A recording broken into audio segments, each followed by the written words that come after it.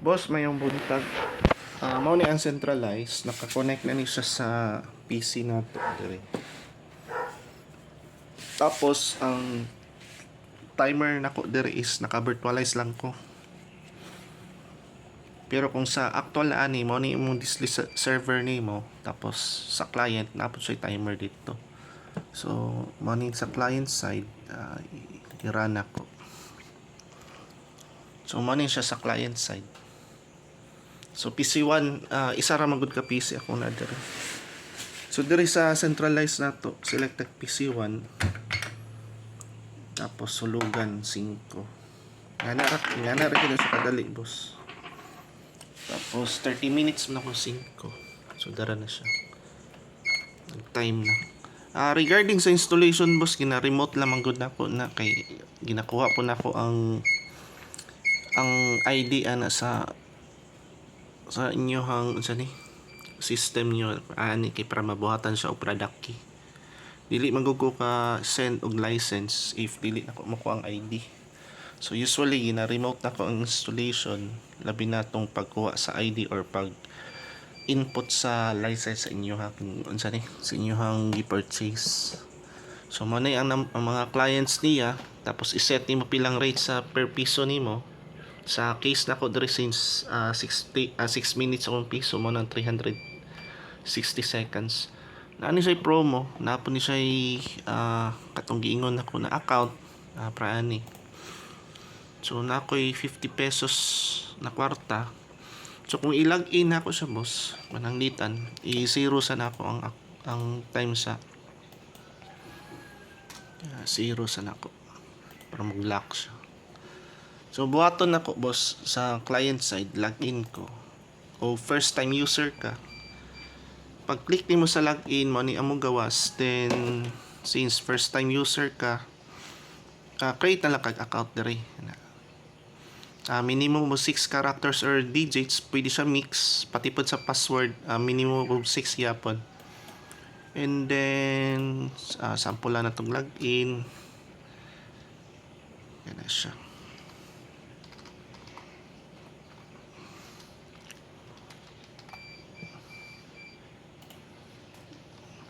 Tapos login. Then mag-prompt na siya na naka-login na yung mga account. So muna ni siya. Katong kwarta na ko kagani nasa kong account ni 50. Or ato ni siyang iset og 0 para makita po nimo. So minus 50 na ako para 0. So ingani na siya, boss.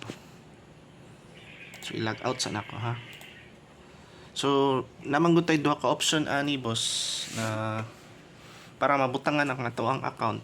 Assuming na natay account, katong account na to gigamit ka ganina. So pwede ta mo login daan bago ta mo hulog, or pwede po ta mo hulog daan bago ta mo login. So by default nakaset ato ang users sa guest kita tanan mura ra gug pisonet, boss, na hulog ra ta diretso. Pero kung gusto sila ma-retain ng ilang kwarta or oras na napay sobra na di nila magamit, i-login na lang sila ang account. Kaya para napa sila balikan. So pananglitan, login ko. Kaya hulugan ako akong account. Temporary password na nina 123456. And then nakalogin ako. Pero since 0 man akong time, hulugan ako. So since nag-login ko sa PC1, dito ko mahulog. PC1 yapon ko mahulog.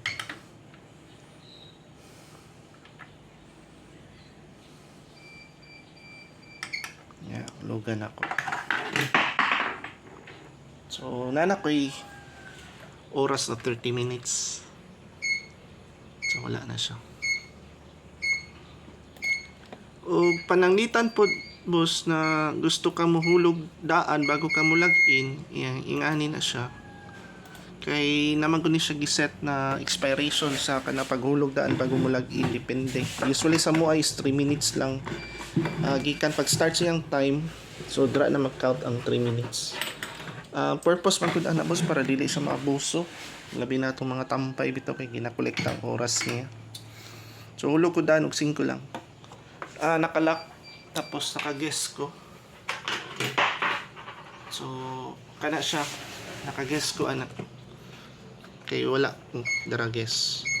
So ipasa na ko ni siya sa kuang account. Click lang na kong login. Tapos